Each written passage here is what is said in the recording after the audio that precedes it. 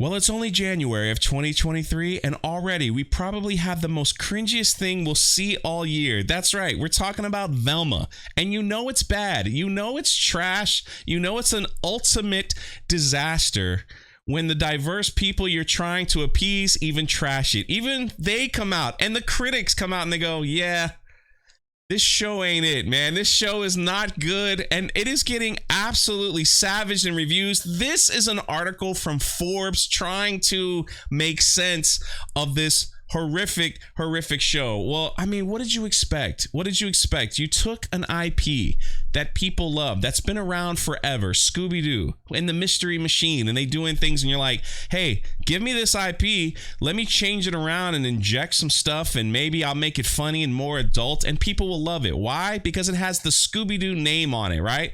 That's what they've been doing. They've been grabbing IPs here and there, and like, let's change it around, and people will love it. People will love that we made changes to their beloved characters. Trust me, it will work. Well, it's not working. And yet, here's another example of a terrible idea and a terrible show. Listen,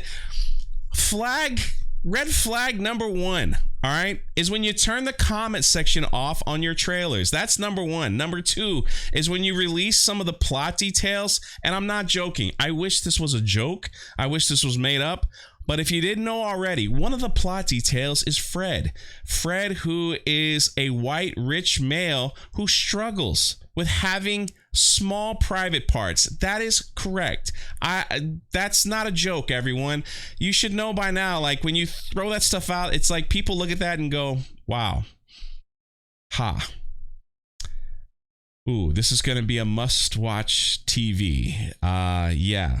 Let's talk about Fred's private parts. His teeny weeny pee-pee is what they would say. But let's get into this article and see what they try to make of this show.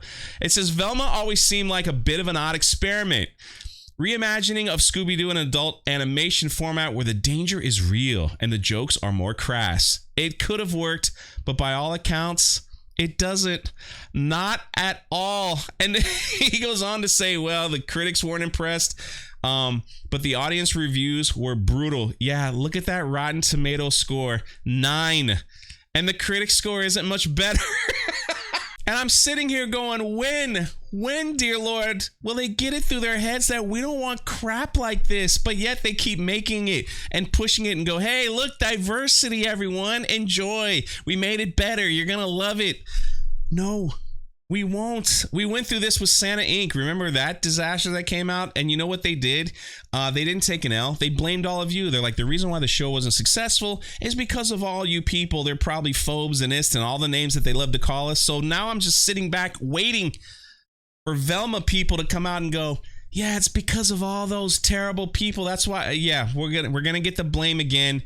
We haven't yet.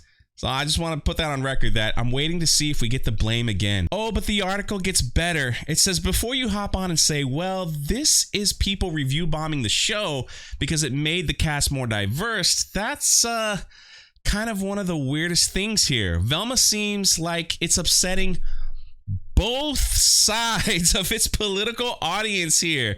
That's it. People think it's crap all around, so you know that this just belongs in the toilet with a flush, and if it won't go down, you hit the plunger. Oh, but it gets even better, you know, because you know how people like to eat their own. You know how we say that, like these progressive people like eat their own. Yeah, they keep bringing up the fact that Mindy, the showrunner, she liked a tweet from J.K. Rowling. That's right. You can't do that. That's a no-no in Hollywood. You can't like J.K. Rowling. You can't even like a tweet. You can't follow certain people or you'll lose your job.